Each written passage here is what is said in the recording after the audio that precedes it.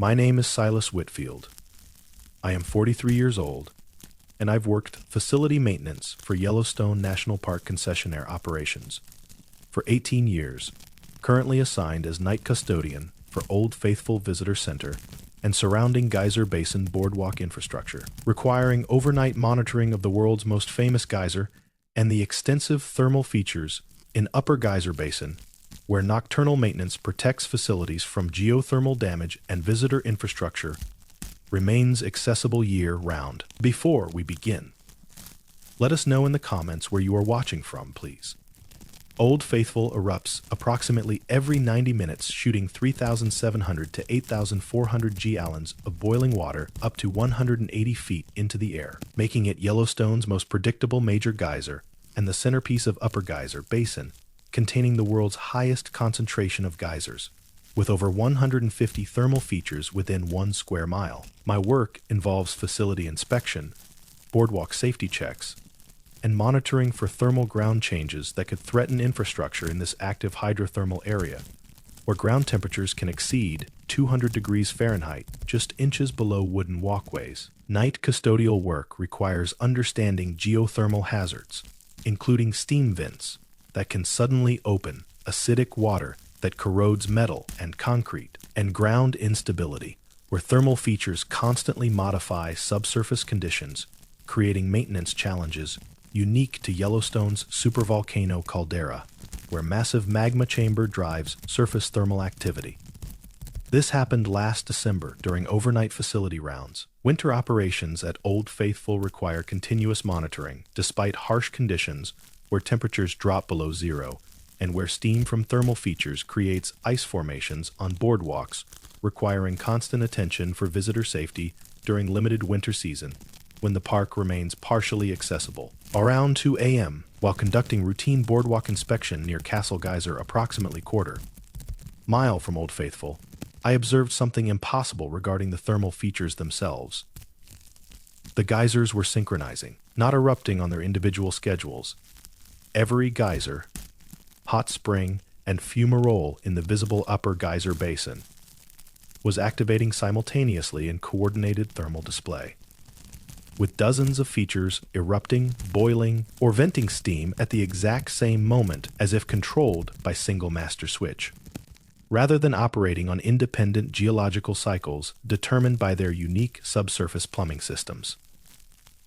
I've worked Yellowstone thermal areas for 18 years. I know every major geyser's behavior patterns. Features like Old Faithful, Castle, Grand, Riverside, and Daisy each operate on independent cycles, some predictable, others irregular. But each geyser functions according to its own subsurface water and heat dynamics. They don't coordinate eruptions, yet I was watching synchronized thermal activity throughout Upper Geyser Basin, as every visible feature activated simultaneously. Through my position on the boardwalk system, I documented the impossible synchronization. Old Faithful began erupting, not at its predicted time, but synchronized with Castle Geyser, which was also erupting despite being hours away from its normal 10 to 14 HR cycle. Grand Geyser, which typically erupts every 7 to 15 hours, was simultaneously erupting. Riverside Geyser was active. Daisy Geyser was shooting water skyward. Every major feature I could observe was erupting in perfect coordination. The synchronization extended beyond major geysers. Hot springs throughout the basin were simultaneously boiling over their rims. Smaller geysers and perpetual spouters were all active at identical moments. Fumaroles were releasing steam in coordinated pulses. The entire hydrothermal system was operating as unified mechanism, rather than collection of independent features driven by separate subsurface conditions. Most unsettling was the scale of coordinated thermal output. With dozens of geysers erupting simultaneously, the combined water volume and steam production created massive thermal discharge. Millions of gallons of superheated water launching into winter air, creating steam clouds that obscured visibility and produced roaring sounds as countless features all released their thermal energy at the same instant. The synchronized eruptions continued for approximately 12 minutes. During that time, Upper Geyser Basin displayed coordinated thermal activity that contradicted 150 years of geyser research. establishing that Yellowstone's thermal features operate independently based on their unique subsurface geometries, water recharge rates, and heat sources. Around 2:15 a.m., the synchronization ended. Within moments, geysers returned to independent operation. Features shut off at different times according to their individual eruption durations. Old Faithful completed its eruption and entered its normal 90-minute recharge cycle. Other geysers returned to their established patterns as if the 12 minutes of coordinated activity had never occurred.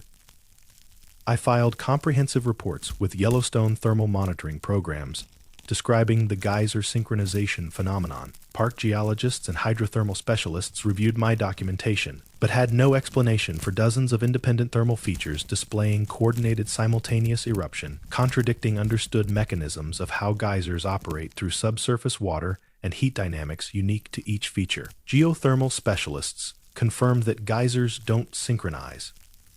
Each thermal feature operates according to its specific subsurface plumbing. Water recharge rates, constriction points, and heat input determine eruption timing independent of other features. The documented synchronized eruption violated understanding of geyser physics and the hydrothermal processes that make Yellowstone's thermal basins scientifically significant for studying how underground water and volcanic heat create surface features. I contacted other workers at major geyser basins worldwide, including Iceland, New Zealand, and Chile. One facility worker from Iceland's geyser area mentioned once observing what seemed like coordinated activity among nearby features, but attributed it to shared subsurface connections. Another thermal area custodian from New Zealand described rare instances when multiple features appeared unusually active simultaneously before normal independent cycles resumed. The indigenous peoples for whom Yellowstone holds profound significance, particularly the Crow, Shoshone, Bannock, and other tribes who traveled through this region for thousands of years before it became a park, have traditional knowledge about the thermal features. According to their teachings, the geysers occasionally unite their spirits and speak together, demonstrating that what appears as separate features actually represents a single living system that can choose to act in coordination when the earth beneath Yellowstone decides to reveal its unified nature. Some oral histories describe witnessing all geysers erupting together during significant spiritual or geological moments, suggesting the phenomenon I observed connects to deeper patterns recognized in indigenous knowledge systems. I continue night custodial work at Old Faithful because maintaining infrastructure in active thermal areas requires personnel familiar with geothermal hazards and facility protection needs.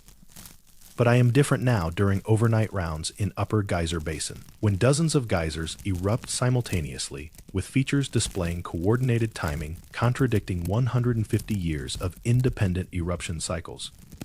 When entire hydrothermal systems activate as unified mechanism, when 12 minutes of documented synchronization demonstrates that Yellowstone's thermal features may possess capabilities for coordinated action. I understand that geyser basins may exceed our understanding of thermal features as independent geological phenomena, that under specific conditions, dozens of geysers can display synchronized eruption, suggesting subsurface connections or controlling mechanisms, enabling coordinated thermal discharge, demonstrating through impossible unified activation, affecting major features including Old Faithful Castle, Grand, and Riverside, that Yellowstone's hydrothermal system may operate by principles exceeding geothermal frameworks, teaching that each geyser must function independently according to its unique subsurface geometry, rather than possessing capabilities for coordinated simultaneous eruption. That my overnight custodial documentation confirmed through 12 minutes of basin-wide synchronized thermal activity, but that geyser physics indicates should be impossible for features operating through separate underground plumbing systems.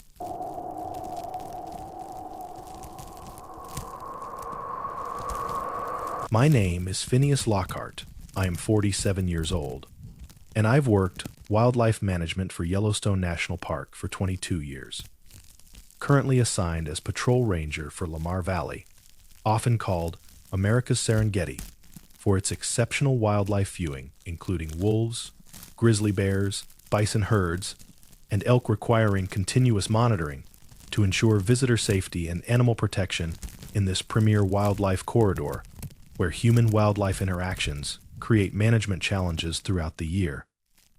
This happened last September during overnight wildlife monitoring operations. Lamar Valley extends approximately 10 miles along the Lamar River in Yellowstone's remote northeast section, providing critical habitat where the park's wolf reintroduction achieved its greatest success, and where megafauna, including bison herds, numbering thousands, create wildlife spectacles, drawing visitors from worldwide seeking North American wildlife experiences unmatched outside Alaska. Wildlife patrol work requires systematic overnight monitoring using night vision equipment, tracking animal movements, documenting behaviors, and ensuring separation between wildlife and visitors in valley areas where animals concentrate near roadways and where wolf packs, grizzly bears, and bison present different hazard levels, requiring ranger expertise for managing human access while protecting animals from disturbance. Around 3 a.m., while conducting routine overnight patrol, approximately 5 miles into Lamar Valley near Slough Creek confluence, I observed something impossible regarding the wildlife themselves. The animals were reversing, not moving backward. The creatures were running their behaviors in reverse temporal sequence, with actions occurring backward through time, as if someone was playing wildlife activity in rewind, showing animals moving and behaving in reverse of normal temporal flow. I've worked Yellowstone wildlife management for 22 years. Animals move forward through time. Creatures can move backward in space, but their behaviors always progress forward through temporal sequence. Past leads to present, leads to future in unchanging direction. Yet I was watching bison, elk, wolves, and other wildlife conducting their activities in reverse temporal order, as if time itself was flowing backward for the animals. Through my observation position, I documented the impossible reversed behaviors. A bison that had been grazing was un-grazing.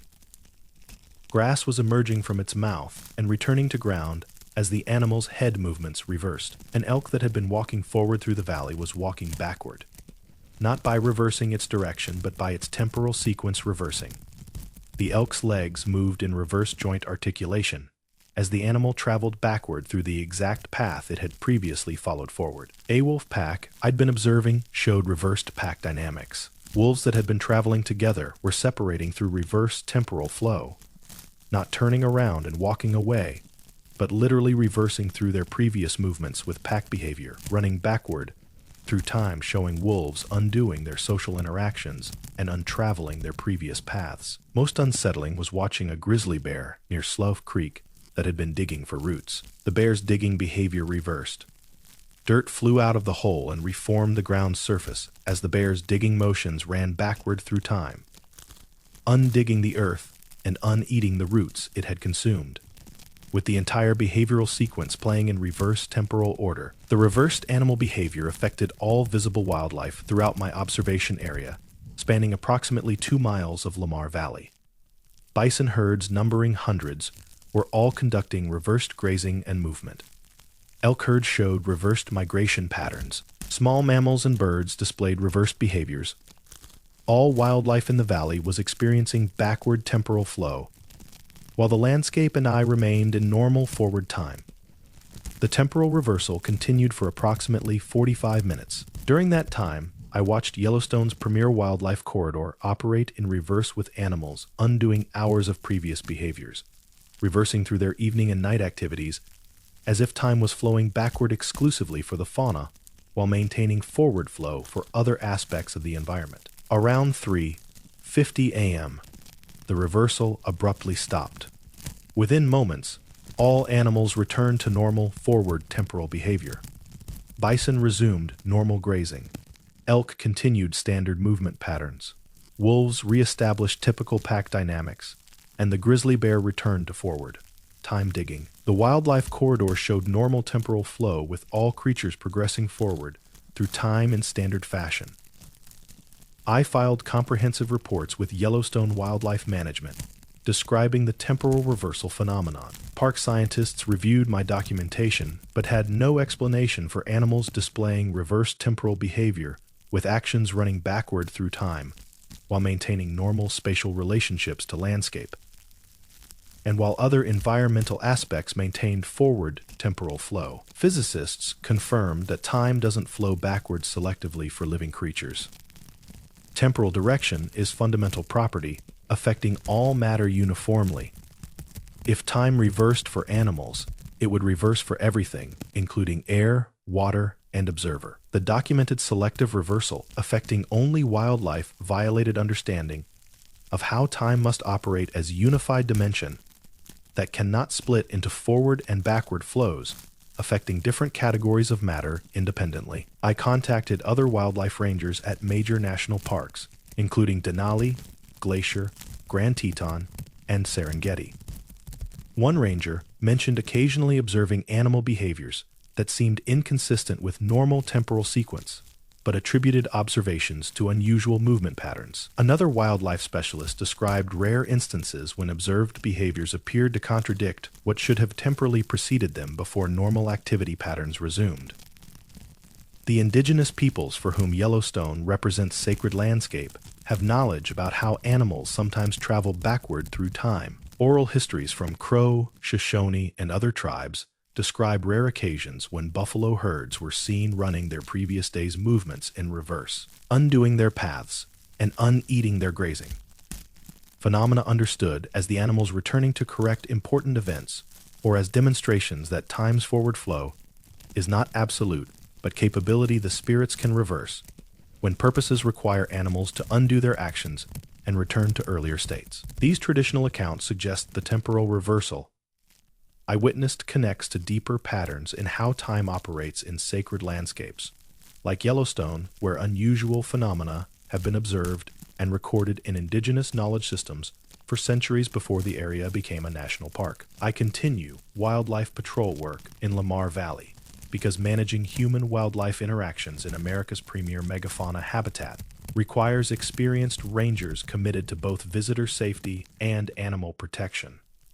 But I am different now during overnight monitoring operations, when wildlife displays reversed temporal behavior with animals undoing hours of previous actions, when selective temporal reversal affects fauna, while other environmental aspects maintain forward time flow, when 45 minutes of documented reversal demonstrates that Yellowstone's wildlife may experience variable temporal direction. I understand that animals in sacred landscapes may exceed our understanding of creatures as bound to forward temporal flow, that under specific conditions wildlife can experience backward temporal movement enabling reversal through previous behaviors and spatial paths, demonstrating through impossible un-grazing, un-walking, and undigging that temporal direction in Yellowstone may not be absolutely forward, but can reverse selectively for living creatures, while landscape and human observers maintain normal forward temporal progression in ways that my overnight wildlife patrol documentation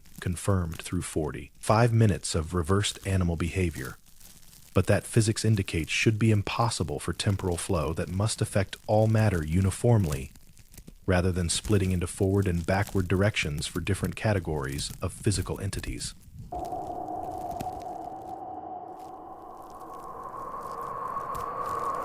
My name is Leopold Ashford. I am 41 years old, and I've worked infrastructure maintenance for Yellowstone National Park for 17 years, currently serving as maintenance foreman for Norris Geyser Basin boardwalk systems, the hottest and most dynamic thermal area in Yellowstone, where ground temperatures exceed 450 degrees Fahrenheit, and where frequent thermal disturbances create continuous maintenance challenges for the miles of elevated wooden walkways providing visitor access to features, including Steamboat Geyser, the world's tallest active geyser. This happened last March during overnight boardwalk repair operations. Norris Geyser Basin requires night maintenance because thermal activity threatens boardwalk structural integrity through extreme heat, acidic conditions, and sudden ground changes where new thermal features can appear within hours, creating hazards requiring immediate infrastructure response to protect visitors accessing this geologically active area where supervolcano caldera dynamics produce surface conditions found nowhere else on Earth. Boardwalk maintenance work involves inspecting support posts for thermal damage, replacing acid, corroded hardware, monitoring ground temperature changes indicating new thermal activity, and responding to emergency situations where boardwalk sections become unsafe due to sudden thermal intensification. Work requiring understanding of geothermal hazards and ability to work safely above superheated ground emitting toxic gases. Around midnight, while conducting repair work in Back Basin section near Norris Geyser, approximately 1 mile from main parking area, I observed something impossible regarding the colors themselves throughout the thermal area. The colors were solidifying, not appearing more vivid or bright. The colors visible in thermal features were transforming from visual wavelengths into physical, solid materials, with reds becoming solid red substances, blues forming solid blue materials, and yellows creating physical yellow matter, as if the colors themselves were transitioning from light waves to tangible solid forms that could be touched and collected. I've maintained Norris Basin infrastructure for 17 years. Colors are wavelengths of light. Thermal features show distinctive colors: orange and yellow from sulfur, red and brown from iron oxides, white from silica deposits. But these are colors of minerals, not colors existing as independent solid substances. Yet I was watching colors throughout Back Basin, solidifying into tangible materials that existed as colored solids independent of the minerals that normally provide thermal feature coloration. Through my work area, I documented the impossible color solidification. The brilliant orange color surrounding bacterial mats was forming solid orange material that accumulated at hot spring edges. Not orange minerals, but solid orange color substance that could be collected, showing no chemical composition other than being physical manifestation of orange wavelength. Blue colors from thermal features were creating solid blue materials. Yellows from sulfur areas were producing solid yellow substances that were pure color rather than sulfur compounds. The solidified colors accumulated throughout visible thermal features. Hot springs were producing solid color materials around their rims. Geysers that erupted deposited solid colors that built up like mineral center, but consisted purely of solidified wavelengths. Steam vents released clouds of solid color particles that settled on boardwalks as colored dust, composed entirely of visible light, transformed into tangible matter. Most unsettling was that the solid colors maintained their visual properties. Solid red materials glowed red not from reflected light, but because they were physical red wavelength matter. Solid blue substances emitted blue light through their existence as tangible blue wavelength solids. The solidified colors were self-luminous because they existed as physical forms of the light wavelengths they represented. My maintenance tools interacted with the solid colors. I could scrape solid orange material from boardwalk surfaces. The substance had physical texture and mass despite being nothing but solidified color wavelength. Solid blues could be collected and handled. Solid yellows had weight and could be moved. The color substances were fully physical, despite consisting of nothing but light wavelengths transformed into solid matter. The color solidification continued for approximately 55 minutes. During that time, Norris Geyser Basin accumulated inches of solid color deposits throughout thermal features and on infrastructure, creating buildup of physical wavelength. Matter that contradicted every principle of how light and matter must remain as separate categories of physical phenomena. Around 12:60 am, the solidification reversed.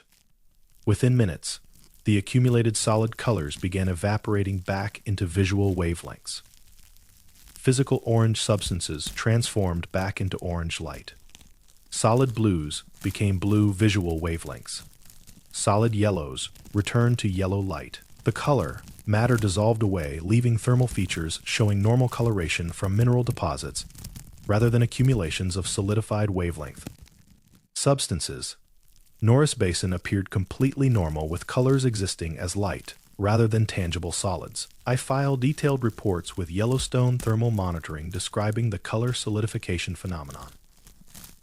Park scientists reviewed my documentation but had no explanation for visible light wavelengths transforming into physical solid matter before reversing back to normal electromagnetic radiation. I continue boardwalk maintenance work at Norris Geyser Basin because preserving visitor access to Yellowstone's most dynamic thermal area requires dedicated personnel willing to work extreme geothermal conditions.